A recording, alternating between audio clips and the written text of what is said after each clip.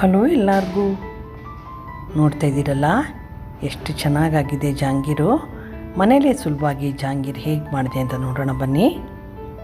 Welcome to Hema's hobbies and kitchen. ನಾನು ಈಗ 1.5 ಕಪ್ಪಷ್ಟು ಉದ್ದಿನ ಬೇಳೆ ತಗೊಂಡು ಅದನ್ನು ಚೆನ್ನಾಗಿ 2-3 ಸತಿ ವಾಶ್ ಮಾಡಿ ನೀರೆಲ್ಲ ಕ್ಲಿಯರಾಗಿ ಆಗಬೇಕು. ಅಲ್ಲಿವರೆಗೂ ನೀಟಾಗಿ 3-4 ಸತಿ ವಾಶ್ ಮಾಡಿ ಇದನ್ನು ನಾನು ತಗೋತಾ ಇದ್ದೀನಿ. ಮನೇಲೇ ಮಾಡಿದ್ರೆ ತುಂಬ ಚೆನ್ನಾಗಿರುತ್ತೆ, ಆಮೇಲೆ ಹೆಲ್ತಿ ಕೂಡ ಅಲ್ವಾ. ಹೊರಗಡೆ ಯಾವ ಎಣ್ಣೆ ಯೂಸ್ ಮಾಡ್ತಾರೋ, ಸಕ್ಕರೆ ಹಾಕ್ತಾರೋ ಸಕ್ಕರೆನ ಹಾಕ್ತಾರೋ ಗೊತ್ತಾಗಲ್ಲ. ಅದನ್ನು ನಾನು ನೋಡಿ ಇದನ್ನು 2-3 ಗಂಟೆ ಕಾಲ ಅದು ಸ್ವಲ್ಪ ಬೇಳೆ ಚೆನ್ನಾಗಿ ನೆನೆಯೋವರೆಗೂ ಅದನ್ನು 3-4 ಗಂಟೆ ಬಿಟ್ಬಿಟ್ಟು ಆಮೇಲೆ ನಾನು ಒಂದು ಮಿಕ್ಸಿ ಜಾರ್ ತಗೊಂಡು ಅದಕ್ಕೆ ನಾನು ಬೇಳೆನ ಟ್ರಾನ್ಸ್ಫರ್ ಮಾಡ್ಕೊತಾ ಇದ್ದೀನಿ. ಆಮೇಲೆ ಸ್ವಲ್ಪನೇ ನೀರು ಹಾಕ್ಕೋಬೇಕು, ಅಂದರೆ ಬೇಳೆ ಮುಳುಗೋಷ್ಟು ಮಾತ್ರ, ಜಾಸ್ತಿ ನೀರು ಹಾಕಬಾರ್ದು. ನೋಡಿ ಇಷ್ಟು ಅದೊಂದು 2 ಟೇಬಲ್ ಸ್ಪೂನ್ ಇದ್ದರೆ ಸಾಕಾಗುತ್ತೆ. ಅದನ್ನು ನೀಟಾಗಿ ಸ್ಮೂತಾಗಿ ನಾವು ಪೇಸ್ಟ್ ಮಾಡ್ಕೋಬೇಕಾಗುತ್ತೆ. ನೋಡಿ ಈ ಥರ ಲೈಟಾಗಿ ಆಗುತ್ತೆ ಅದು. ಆ ಥರ ಇದನ್ನು ಸ್ಮೂತಾಗಿ ಪೇಸ್ಟ್ ಮಾಡಿಕೊಂಡು ನಾನು ಒಂದು ದೊಡ್ಡ ತಟ್ಟೆಗೆ ನಾನು ಇದನ್ನು ಟ್ರಾನ್ಸ್ಫರ್ ಮಾಡ್ಕೋತಾ ಇದ್ದೀನಿ. ಅಗಲವಾಗಿರೋ ತಟ್ಟೆ, ಯಾಕಂದರೆ ಇದನ್ನು ನಾವು ಮತ್ತೆ ಈ ಥರ ಕೈಯಿಂದ ನೀಟಾಗಿ ಫ್ಲಫಿ ಆಗೋವರೆಗೂ ಕಲಿಸ್ಕೋಬೇಕಾಗುತ್ತೆ. ಯಾರೆಲ್ಲ ನೋಡ್ತಾ ಇದ್ದೀರೋ ಸಬ್ಸ್ಕ್ರೈಬ್ ಆಗಿ ಹೇಮಸ್ ಹಾಬೀಸ್ಗೆ. ನಾನು ಹೊಸ ಸ್ವೀಟ್ ರೆಸಿಪಿ, ಬೇರೆ ರೆಸಿಪಿ ನನಗೆ ಟ್ರೈ ಮಾಡೋಕ್ಕೆ ತುಂಬ ಇಷ್ಟ. ಅದರಿಂದ ನಾನು ಟ್ರೈ ಮಾಡ್ತಾಯಿರ್ತೀನಿ ಮನೇಲೇ. ನೀವು ಇದನ್ನು ಈಸಿಯಾಗಿ ಮಾಡ್ಕೋಬೋದು ಮನೇಲೇ ಜಾಂಗೀರು. ಹೇಗೆ ಅಂತ ತೋರಿಸ್ತಾ ಇದ್ದೀನಿ ನಾನು ಇವತ್ತು. ನೋಡಿ ಇವಾಗ ಇದು ಲೈಟಾಗಿ ಆಗಬೇಕು, ಕಲರು ಸ್ವಲ್ಪ ಚೇಂಜ್ ಆಗುತ್ತೆ, ಬೆಳ್ಳಗಾಗುತ್ತೆ. ನೋಡಿ ಇವಾಗ ನಾನು ಒಂದು ಬಟ್ಲಲ್ಲಿ ನೀರು ಹಾಕ್ಕೊಂಡು ಇದನ್ನು ತೋರಿಸ್ತಾ ಇದ್ದೀನಿ. ನೋಡಿ ಅಲ್ಲಿವರೆಗೂ ಅದು ಮುಳುಗಬಾರ್ದು, ಮೇಲ್ಗಡೆ ತೇಲ್ಬೇಕು ಹತ್ತಿ ಥರ. ಆ ಕನ್ಸಿಸ್ಟೆನ್ಸಿನಲ್ಲಿ ಇದನ್ನು ನಾವು ಕೈನಲ್ಲೇ ಕಲಿಸ್ಕೋಬೇಕು ಚೆನ್ನಾಗೆ. ಆಮೇಲೆ ನಾನು ಇದಕ್ಕೆ ಶುಗರ್ ಸಿರಪ್ ಮಾಡ್ಕೊತಿದ್ದೀನಿ. ಎಷ್ಟು ಸಕ್ಕರೆ ತೊಗೋತೀರೋ ಅಷ್ಟೇ ನೀರು ಹಾಕ್ಕೊಂಡು ಇದನ್ನು ಕಾಯಿಸ್ಕೋಬೇಕಾಗುತ್ತೆ. ನಾನು 1.5 ಕಪ್ಪಷ್ಟು ಸಕ್ಕರೆ ತೊಗೊಂಡಿದ್ದೀನಿ, 1.5 ಕಪ್ಪಷ್ಟು ನೀರು ಹಾಕ್ಕೊಂಡಿದ್ದನ್ನು ನಾನು ಕುದಿಕ್ಕೆ ಬಿಡ್ತಾಯಿದ್ದೀನಿ.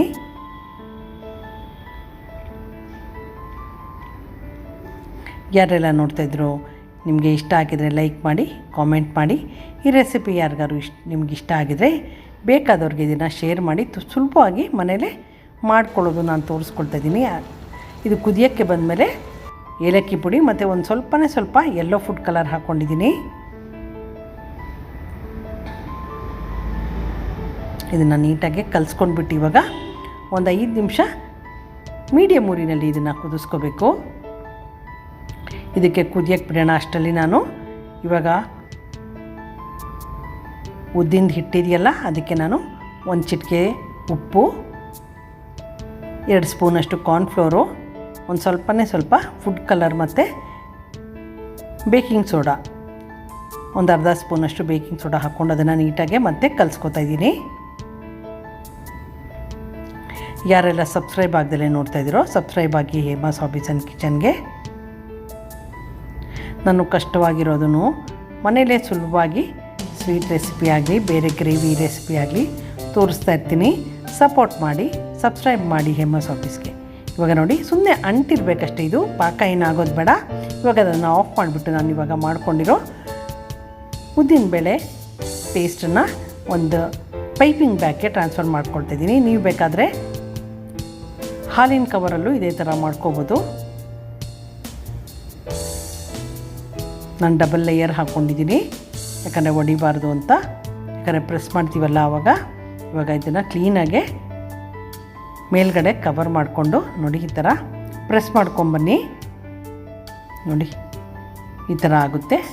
ಅದಾದಮೇಲೆ ನಾನು ಸ್ವಲ್ಪ ಎಂಡನ್ನು ಕಟ್ ಮಾಡ್ತಾಯಿದ್ದೀನಿ. ತುಂಬ ದೊಡ್ಡ ಹೋಲ್ ಮಾಡ್ಕೊಬೇಡಿ, ಚಿಕ್ಕದೇ ಇರಲಿ.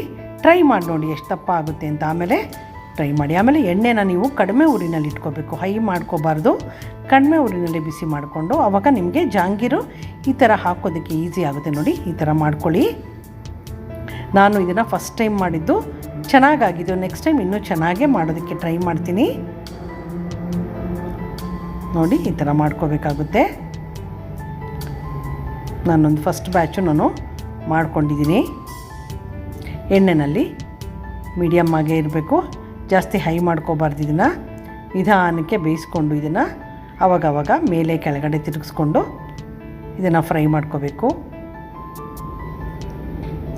ನೋಡಿ, ಇವಾಗ ಫ್ರೈ ಆದಮೇಲೆ ನಾವೀಗ ಶುಗರ್ ಸಿರಪ್ಪಲ್ಲಿ ಇದನ್ನು ಹಾಕೋಬೇಕಾಗುತ್ತೆ. ಶುಗರ್ ಸಿರಪ್ ಇವಾಗ ರೆಡಿಯಾಗಿದೆ. ಆಫ್ ಮಾಡಿದ್ದೀನಿ ನಾನು. ಒಂದು 5 ನಿಮಿಷ ಕೂತ್ಮೇಲೆ ನೋಡೋದ್ರಲ್ಲ ಆಗಲೇ ಇದಕ್ಕೆ ಇವಾಗ ಎಲ್ಲ ಮಾಡಿರೋ ಜಾಂಗಿರೋ ಅದಕ್ಕೆ ಹಾಕ್ಕೊಳ್ತಾಯಿದ್ದೀನಿ. ನಾನೀಗ ನೆಕ್ಸ್ಟ್ ಬ್ಯಾಚು ಇದೇ ಥರ ಮಾಡ್ಕೊತಾಯಿದ್ದೀನಿ. ಯಾರಿಗಾರು ಇಷ್ಟ ಆಗಿದರೆ ಲೈಕ್ ಮಾಡಿ, ಕಾಮೆಂಟ್ ಮಾಡಿ, ಶೇರ್ ಮಾಡಿ. ನೋಡಿ, ಇವಾಗ ಶುಗರ್ ಸಿರಪ್ಪಲ್ಲೂ ನಾನು 2 ಕಡೆನೂ ಕ್ಲೀನಾಗೆ ರಸ ಎಲ್ಲ ಹೋಗೋ ಥರ ಇದನ್ನು ಮಿಕ್ಸ್ ಮಾಡ್ಕೊತಿದ್ದೀನಿ. ಆಮೇಲೆ ನೋಡಿ, ಇವಾಗ ಜಾಂಗಿನ ಸರ್ವ್ ಮಾಡ್ತಾಯಿದ್ದೀನಿ. ತುಂಬ ಚೆನ್ನಾಗಾಗಿತ್ತು, ತುಂಬ ಟೇಸ್ಟಿಯಾಗಿತ್ತು. ನೀವು ಮನೇಲಿ ಈ ರೆಸಿಪಿ ಟ್ರೈ ಮಾಡಿ ನೋಡಿ. Thank you for watching my video.